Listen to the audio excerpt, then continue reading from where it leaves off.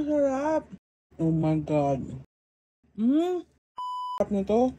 Donuts na napapamura kami sa sarap, Tatots Donuts. Favorite donuts na namin yung sa Tatots, and pagluluwas kami ng Manila, lagi kaming nag-advance order para pick up na lang agad. We've featured them before, but since they're celebrating the rebranding, we want to show them some love by featuring all of our favorite donuts from Tatots. Plus, a quick review on their 3 newest flavors. Start tayo sa newest donut flavors nila. Calamansi glaze. Makapal ang glaze and amoy na amoy mo talaga yung asim ng calamansi flavor. Pagkagat ko, grabe. Nag-burst yung flavors inside my mouth. Tapos na complement ng tamis and softness ng donut nila. Solid to. Mango bliss. Ito naman, lasa rin yung mangga and masarap rin siya. Ang generous rin ng glaze and medyo matamis siya, so naghahati kami ni Jowa dito. Choco dilis. Sobrang na-curious kami dito kasi parang champurado and dilis on a donut. Parang weird lang yung taste and feel para sa amin. Okay na kami na we tried it once, but it's not a flavor we'll order again. Pero try nyo pa rin kasi maraming nagustuhan to. Now, on to our rankings ng top favorite Tatots donuts namin. Starting with the flavors na tied sa number 5. Strawberry sprinkles. Sobrang nakaka-happy tong flavor na to. Sakto lang yung tamis, so kids will surely love it. Yung burnt mallows naman, kita nyo ang generous sa toppings na marshmallows, graham, and chocolate. Sakto lang rin yung tamis and bet ko yung slight bitterness ng chocolate. Oreo cream. Tadtad ng crushed Oreo sa ibabaw pero di siya ganun katamis. Sarap ng combo ng cream and crushed Oreo nila. White almond. Sarap rin ito. Ang generous sa almonds and sakto lang rin yung tamis. Tied sa number 4 naman, first is yung matcha Oreo. Ang generous rin ng matcha cream on top and yung bitterness or earthiness ng matcha na complement ng crushed Oreo sa paligid. Bet!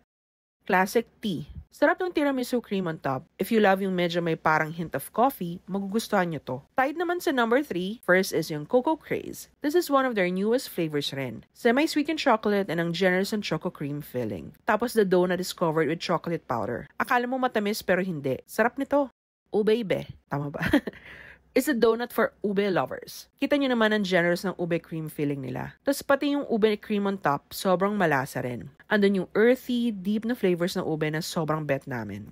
Dark Biscoff. As expected, Biscoff and dark chocolate combo siya. So gets na agad why it's yummy. Lahat ng Biscoff flavors nila, actually love namin. Like itong white caramel Biscoff na isa rin sa favorites namin. Their new flavor Mango Bliss na I mentioned earlier is also one of our favorites. So number 2 rank naman, 3 flavors ang tie dito. First, yung Biscoff Tiramisu. Sobrang flavorful and lasa mo talaga yung Biscoff flavor. Tapos yung Biscoff Latte naman, sarap ng mix ng Biscoff and coffee flavors. Ang mouth-watering nito. Next is yung ultimate favorite kong flavor, Boston Cream. Sobrang bet ko yung sa Dunkin' but Tatots actually made it yummier. Ang daming cream and di rin ganun katamis so ang bilis ko maubos tong isang piece. Must try to. Last but definitely not the least, our top 3 favorite donuts. Bali, 3 silang nag-try dito kasi ito yung flavors na napapamura kami sa sarap. First, yung calamansi glaze, one of their newest flavors. Maasim, matamis, generous sa glaze. If you love calamansi, sobrang mabebetan mo to. Their milky filled donut, a new flavor rin, grabe, favorite namin to. Sobrang generous sa powdered milk on top.